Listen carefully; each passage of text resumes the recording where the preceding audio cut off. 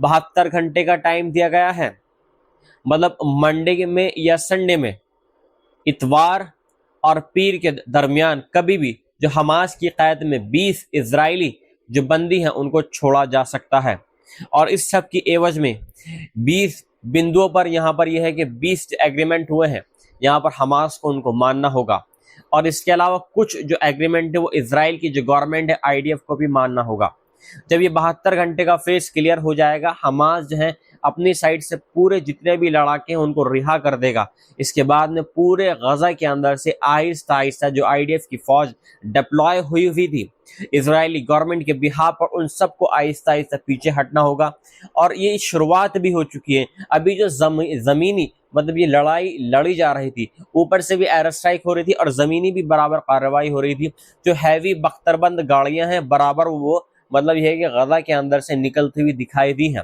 जो heavy vehicles, tank, तोप और बख्तरबंद गाड़ियां बराबर वो गजा के अंदर से निकलती हुई दिखाई दे रही हैं। गजा का और जो इजराइल का जो बॉर्डर है उससे वो निकलती हुई दिखाई दी हैं।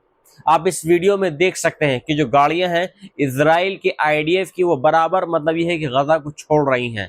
यानी अब गजा के अंदर जो हालात हैं वो अब आहिस्ता आहिस्ता नॉर्मलाइजेशन की तरफ अब बढ़ रहे हैं। इसमें सबसे एक इम्पॉर्टेंट बात यह है कि जब ये सीज फायर हुआ तो इस सीज फायर के बाद में इस प्रपोजल को जो इजराइल की जो कैबिनेट है जिसको कैनेस्ट कहा जाता है वहां पर ये मसौदा वहां पर पेश किया गया, जो वहां पर जो लीडर्स थे। और इसमें सबसे एक इम्पॉर्टेंट थिंग यहाँ पर यह है कि जितने भी कैनेस्ट के लीडर थे, जो MPs वगैरह थे, सबने इस प्रपोजल को एग्री कर लिया, एक्सेप्ट कर लिया। लेकिन दो जो वाहिद यहाँ पर लोग थे, बैन गिवीर और स्मोट्रिच, जो अल्ट्रा जायनिस्ट लोग माने जाते हैं, बहुत ही कट्टर जायनिस्ट माने जाते हैं, उन्होंने इस प्रपोजल को एक्सेप्ट नहीं करा। बहरहाल दो की तो यहाँ पर कोई भी बात नहीं थी, लेकिन ये उनकी मेंटेलिटी को दिखाता है कि किस तरीके से बैन गिवीर और स्मोट्रिच दोनों ही बहुत ही खूंखार जायनिस्ट हैं और अल्ट्रा जिसको कहते हैं जायनिस्ट हैं। दोनों ने ही ये दिखा दिया है कि वो पूरी तरीके से जायनिस्ट है, लिहाजा वो कोई रहम नहीं चाहते हैं, चाहे इजराइल के लोगों का कुछ हो या गजा के लोगों का कुछ हो, वो बिल्कुल भी नहीं चाहते हैं। वो सिर्फ ये चाहते हैं कि गजा को कब्जा करके वहां पर यह है कि यहूदी सेटलमेंट है, जो इजरायली इलीगल सेटलर्स है, उनको वहां पर बसा दिया जाए।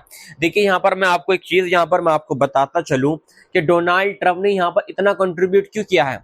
देखिए जब ये 2 साल के बराबर ये वक्फा गुजरा है और इस वक्फे में बराबर इजराइल ने ताबड़तोड़ एयर स्ट्राइक करी है, ऊपर से भी एयर स्ट्राइक की है, ड्रोन से भी एयर स्ट्राइक हुई है, यहाँ तक कि जो मीडिया पर्सन है उनके ऊपर भी बराबर एयर